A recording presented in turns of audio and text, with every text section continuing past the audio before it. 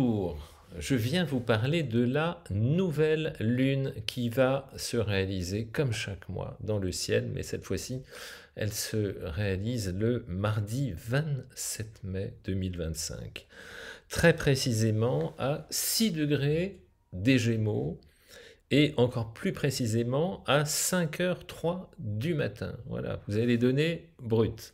Nouvelle lune, vous connaissez le principe, le soleil et la lune, vus de la Terre, sont dans le même axe, on appelle ça une conjonction. C'est le démarrage d'un nouveau cycle d'un mois, où on associe les parties conscientes solaires et les parties inconscientes du ressenti, des émotions, de l'affect, de l'intime, incarnées par la lune. Cette juxtaposition des deux redéploie un cycle d'un mois, voilà, jusqu'au suivant. La prochaine fois, ce sera en Cancer, le mois prochain.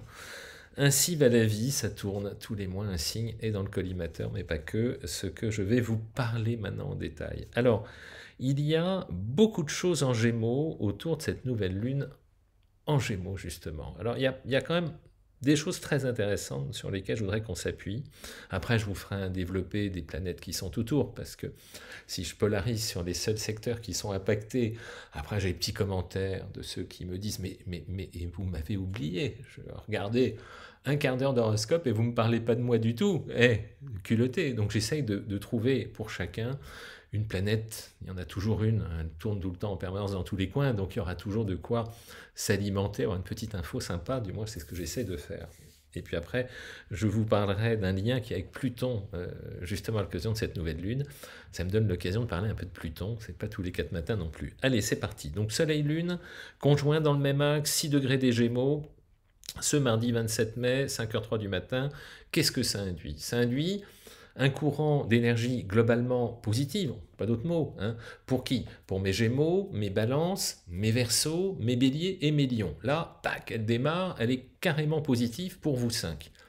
Attention, en revanche, durant cette séquence de pleine lune qui dure à peu près, allez, 24 heures hein, en amont, en aval, si vous avez des planètes, premier décan Vierge, premier décan Sagittaire, premier décan Poisson, pan, attention, cette nouvelle lune, elle est agaçante. Elle est fatigante, c'est pas comme une pleine lune, mais il y a quand même de l'idée.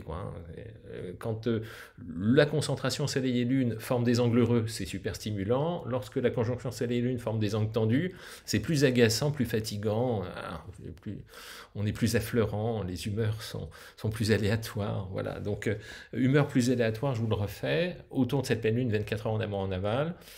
Parfois c'est plus, et c'est étonnant. Et j'ai remarqué, tiens, pour l'anecdote, lorsque dans une carte du ciel natal, j'ai des profils hyper actifs, hyper toniques, avec des Mars puissants, des béliers, des gens très péchus en fait, hein, eh bien il est assez fréquent qu'on perçoive l'influence d'un transit planétaire en amont de sa réalisation. Et à l'inverse, lorsqu'on a des profils plus zen, plus calmes, plus tranquilles, certains diraient peut-être parfois un petit peu plus passif, voilà, hein, eh bien, il n'est pas surprenant que l'influence d'un cycle planétaire s'exerce après, carrément, hein, au dernier cran, là, comme si on était obligé de bouger au dernier moment parce qu'on n'a plus le choix.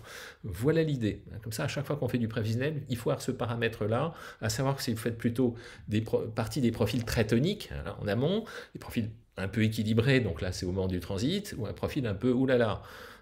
Pas trop vite le matin et encore moins vite le soir, et à ce moment-là, effectivement, c'est à la fin du transit que ça joue, pour l'anecdote. Allez, donc très bon, ces belles énergies nouvelles, elles sont accompagnées, je disais, il y a d'autres choses en Gémeaux, il y a d'autres choses en Gémeaux, et c'est pas anodin, vous allez voir.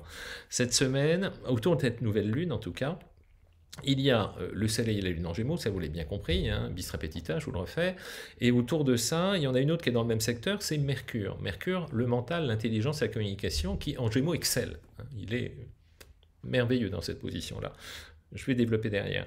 Et il y a également une 4e planète en Gémeaux actuellement, c'est Jupiter. Lui, il est là depuis 11 mois, et il est là jusqu'au 10 juin, donc il va bientôt partir, mais il est encore là. Donc 4 planètes en Gémeaux actuellement, Soleil, Lune, hein, voilà, Mercure, la com, et Jupiter, la chance. Je vous le fais court, mais c'est ça, ou l'expansion. Je m'étais fait faire une petite remarque, j'essaie de prendre en compte les remarques, quand elles sont positives, attention, unies. C'est comme ça qu'on avance. Et l'idée, c'est quoi? C'est que cette telle concentration en Gémeaux apporte pour mes Gémeaux, mes Balances, mes Lions, mes Béliers, mes Verseaux, vraiment un concentré de bonnes énergies qui vont de la clarification des objectifs conscients et des ressentis, on essaie de synchroniser les émotions avec les objectifs, et on a en toile de fond un beau Jupiter qui donne un petit peu d'élan, qui fait du bien. Saturne est en partie maintenant, donc vous avez la paix, voilà, fini. Hein. Donc mes Gémeaux, je veux plus d'excuses. Hein. Saturne n'est plus là pour vous casser les pieds. Et enfin, cerise sur le gâteau, j'ai Mercure, planète de la communication, de l'intelligence, de la fluidité, etc., qui est aussi en Gémeaux. Et comme Mercure a des affinités naturelles avec 2 secteurs du ciel.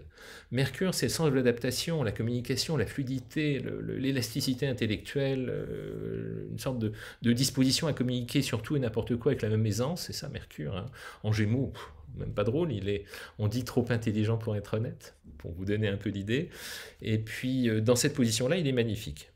Donc, il éclaire de cette fluidité relationnelle encore davantage qu'il ne le fait en temps normal, standard en quelque sorte. Donc vous allez être très gagnant si vous faites partie des 5 en question. Hein, je vous les refais, Gémeaux, Balance, Verseau, Bélier, Lion. En ce moment-là, allez-y, c'est pas mal. Qu'est-ce que j'ai d'autre? J'ai un aspect très intéressant. C'est pour ça que je voulais m'y appuyer un petit peu et vous en parler, l'évoquer rapidement. Il y a sur cette nouvelle lune, avec cette nouvelle lune, un aspect très intéressant. Quel est-il? L'aspect en question, c'est un trigone, un angle de 120 degrés, avec une planète qui s'appelle Pluton. Pluton, c'est celui qui fait peur, quoi. C'est le père Fouettard, c'est celui qui tracasse tout le monde, c'est les peurs archaïques du cerveau reptilien, la peur de mourir, de l'instinct de survie, Pluton qui gouverne le Scorpion. Pluton est entré en Verseau là, depuis une petite année, je sais plus, à vue de nez ça donne ça, et il est à 4 degrés du Verseau. Donc il forme un angle de 120 degrés, à 2 degrés près, hein. Il y a une norme d'acceptation qui fait que c'est un trigone, point, pas de discussion, avec cette nouvelle lune. Et Pluton, en bel aspect qu'une nouvelle lune, apporte encore plus de lucidité. Ça qui est intéressant. Permet de se dégager de choses lourdes en ayant une vision plus créative, plus légère, plus adaptée, plus élastique, plus, comment dire, plus apte à faire travailler davantage le mental que les peurs archaïques. Il pousse à éclairer d'un œil neuf. Voilà, c'est en Verseau, c'est en Gémeaux, c'est Pluton. Ce mélange-là, il est merveilleusement stimulant pour mes signes d'air, pour faire peau neuve. J'aime bien l'expression faire peau neuve, et peau neuve de façon positive. Donc si vous avez des planètes en Gémeaux, en Verseau, en Balance, il ne faut pas me louper des coches comme ça pour faire de l'élagage. Vraiment, c'est intéressant. Également pour mes débuts Bélier, mes débuts Lion. Vous êtes aussi dans les petits papiers. Mais tout le signe est concerné. Après, c'est dégressif, mais il y a une influence sur tout le secteur. C'est ça qu'il faut avoir en tête. Pas parce que vous êtes pile sur le décan que vous êtes les seuls à être impactés. L'énergie, elle se diffuse, elle est plus large, mais elle est là quand même, elle est opérante. Elle est moins vive, moins brillante, moins dynamique, moins offensive, moins dense, mais elle est là quand même. Hein. Donc, en clair, pour vous le résumer, très belle nouvelle lune pour mes Gémeaux, mes Balances, mes Verseaux, mes Béliers, mes Lions. Voilà, vous êtes habillés là pour l'été. Dans le bon sens. Non. C'est imagé, bien évidemment, vous l'avez bien compris. Et puis, il y a d'autres choses. Alors, après, il y a... des planètes dans d'autres secteurs. Il y en a en plus, il y en a 3 en Bélier en ce moment. 3 Béliers. Allez, change de registre. 3 planètes en Bélier qui sont... J'ai Vénus en Bélier, l'amour. Bon, on sait qu'en Bélier, l'amour, c'est les élans du cœur, les élans de la passion, ceux qui brûlent d'élan vital, de densité, c'est très intense, c'est des coups de foudre, Vénus en Bélier. Il y a également en Bélier Saturne, la sagesse, la rigueur, les garde-fous qui étouffent un peu, qui ralentissent, et Neptune, l'inspiration, l'idéalisme. Donc il y a ces 3-là en Bélier en ce moment. Donc eux, ces 3-là, ils apportent des très belles énergies à qui? À mes Béliers, à mes Lions et à mes Sagittaires dont je n'ai pas parlé. Parce que mes Sagittaires, vous remarquerez que le gros paquet en Gémeaux, il est opposé avec vous. Donc vous, les variations d'humeur, faites un petit peu attention autour de cette nouvelle lune. C'est dit. Mais à partir de là, ces 3 belles planètes en Bélier, Vénus le charme, Saturne la sagesse, Neptune l'intuition, le feeling, l'inspiration, sont très porteurs. Je vous le refais, très porteurs pour Bélier, Lion, Sagittaire, Gémeaux et Verseau. Très bon pour vous. Retenez bien ça sur les 3 terrains que j'ai évoqués. Et puis il y en a une autre. Allez, on est dans les signes de feu, on ne va pas les lâcher. J'ai Mars en Lion. Mars en Lion, il est actuellement à 18 degrés, il avance lentement, mais il avance lentement mais sûrement. Il arrive à la fin du 2e décan du Lion, donc ça donne une pêche, une énergie, une patate, comme on dit pour mes lions, Mars chez vous. Quand Mars est quelque part, on ne s'endort pas, quoi. Alors, souvent, on tire même trop sur la machine. Mais très stimulant, Mars. Mars, c'est le moteur, l'actif. Parfois, il est un peu brutal, un peu bagarreur. Mais s'il n'était pas là, on ne ferait pas grand-chose. Donc, heureusement que Mars est là. Moi, je suis un obsédé de Mars. Je regarde toujours où est Mars. Dans une carte du ciel que je découvre. Mars, très bon. Pour mes lions, super pêche. Pour mes béliers, pour mes sagittaires, retroussez vos manches en ce moment, vous trois. Vraiment. Hein. Mars, là, en signe de feu, il est toujours plus puissant en signe de feu. Scorpion, Capricorne aussi, mais c'est une autre histoire. Je vous en reparlerai une autre fois. Donc, très dynamique, vous trois, mes trois signes de feu, mais également, lorsqu'il est en lion, il apporte un peu d'énergie pour mes gémeaux et mes balances. Vous cinq, vous êtes dans les petits papiers de Mars. C'est pas plus mal qu'autre chose. Moi, j'aime bien les gens qui agissent. Il y a un proverbe qui dit « Mieux vaut un qui agit que 10 qui réfléchissent ». Voilà. Prenez, si ça vous fait plaisir, moi je l'aime bien en tout cas. Et puis voilà, et puis il y a Uranus, allez, mes signes de terre, j'en ai pas beaucoup parlé, c'est vrai que vous êtes un peu les oubliés là autour de cette nouvelle lune, il y a toujours Uranus, planète de la créativité, qui est en taureau. Je crois qu'il va changer de secteur, il va entrer en Gémeaux début juillet de mémoire, un truc comme ça. En tout cas, Uranus, planète de la nouveauté, de la créativité, apporte un angle un peu nouveau, des perspectives de se dégager de ce qui vous bloque pour mes taureaux, mes vierges, mes capricornes, mes cancers et mes poissons. Voilà, je crois que là, j'ai fait un périmètre large, j'ose espérer n'avoir oublié personne, chacun va pouvoir épuiser un point sur lequel on va investir de l'énergie, de l'attention, hein, que ce soit de la chaleur, que ce soit de l'affect, que ce soit de la communication, que ce soit de l'amour, que ce soit retrousser les manches, que ce soit comment gérer ses relations avec l'autorité, que ce soit comment être sage, hein, comment être inspiré, hein, et comment gérer les angoisses qui parfois nous ralentissent par peur, ce qu'il faut apprendre à gérer, bien évidemment. Voilà l'idée de ce que je voulais vous dire aujourd'hui. Pluton, pour ceux dont j'ai parlé au départ, mes signes d'air et mes signes de feu, il faut avoir en tête qu'il a une fonction. Et en fait, il a une fonction. Je reprends un air sérieux, c'est pas mon truc. On peut être sérieux sans se prendre au sérieux. Je suis convaincu de ça, moi. Bref, allez, je reprends mon air sage. Pluton, celui qui nous inquiète, celui qui nous fait peur, même parfois, souvent, hein, c'est quelle catastrophe vont nous tomber dessus avec Pluton. Eh bien, Pluton, il a un pouvoir, il a un talent, il a une disposition heureuse, c'est mourir pour renaître. Et en général, l'influence plutonienne a une fonction de clarification libératrice. C'est un peu le jet de lance-flamme qui nettoie tout. Non, lance-flamme, il n'y a plus rien qui brûle, après, c'est pas la meilleure image. C'est un peu la grosse tornade, le gros coup de vent qui part, et puis ensuite les flancs repartent après une belle tempête. Hein. Il faut de l'eau, il faut du soleil, et ça redémarre. Donc Pluton, il clean, c'est sa fonction. Et plus on fait de la résistance au changement qu'il essaie de vous imposer, et plus c'est douloureux. Globalement, il y a toujours des cas hors système, mais très globalement, c'est comme ça que fonctionne l'influence plutonienne. Dans un premier temps, il arrive et il réveille quelque chose qui est douloureux, qui n'est pas confort, qui n'est pas conforme, qui n'est pas en adéquation avec nos besoins, ou nos moyens, ou nos attentes, ou le contexte, etc.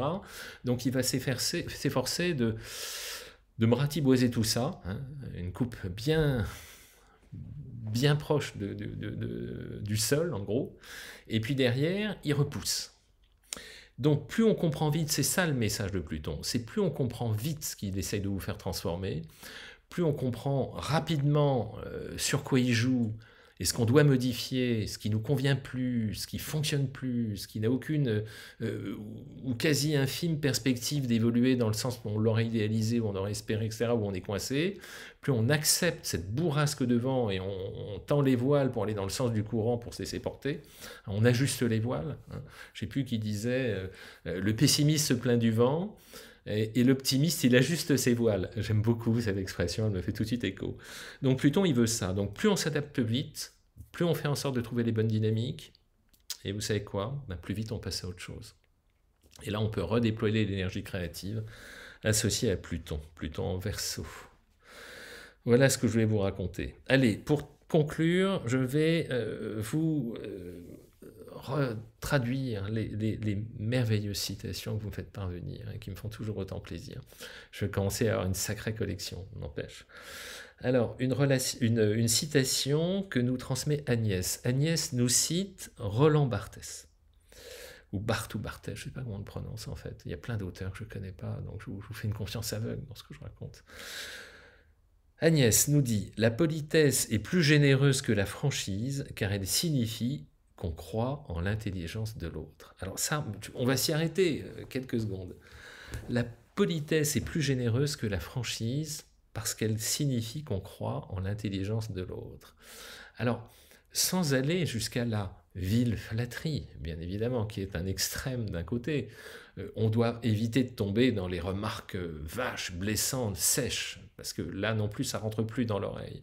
Et donc la politesse est une sorte d'huile tout à fait délicate, qui offre la perspective, en général, de permettre à l'interlocuteur de trouver un modus de communication qui va ouvrir une communication qui va se réajuster dans la douceur, donc beaucoup plus facilement que lorsqu'on passe en force. Brutal bourrin, là ça ferme les écoutilles tout de suite, il n'y a rien qui passe. Donc bien évidemment la politesse est un signe et d'intelligence et de respect de ses interlocuteurs. Point. Indiscutablement. Merci beaucoup Agnès. La deuxième, une citation de Françoise qui nous cite Charlie Chaplin. L'humour renforce notre instinct de survie et sauvegarde notre santé d'esprit. Je crois que c'est une des citations à laquelle je suis mais vraiment le plus attaché. J'ai vraiment la conviction que lorsqu'on côtoie des profils de gens qui s'autorisent à faire preuve d'humour, c'est une façon comment on va appeler ça, de s'appuyer sur un biais cognitif qui permet de faire passer les informations du conscient à l'inconscient avec un biais cognitif, encore une fois, qui permet de les assimiler. Quand on sourit, quand on rigole un peu, encore une fois, on peut être sérieux sans se prendre au sérieux, on arrive à faire passer beaucoup plus d'informations via le côté ludique, et c'est souvent ce qui manque dans le domaine de l'éducation, à mon sens, moi qui n'y connais rien, mais de rien du tout, c'est que lorsqu'on mobilise des jeunes esprits à travers un jeu ou une ludicité d'apprentissage, ça rentre tout seul. Alors lorsqu'à l'inverse, on est dans l'austérité, la rigueur, le froid, les garde-fous, le contrôle, ça bloque. Il y a une logique dans le système. Voilà ce que je voulais vous raconter. L'humour renforce notre instinct de survie et sauvegarde notre santé mentale. Je suis convaincu de ça. Moi. Méfiez-vous de ceux qui n'ont aucun humour. Soyez prudents. Et enfin, une citation de Jamila.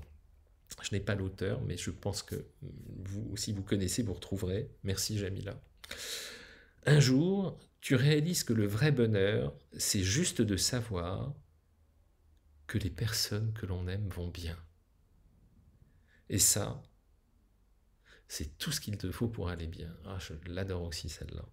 Un jour, tu réalises que le vrai bonheur, c'est juste de savoir que les personnes que l'on aime vont bien.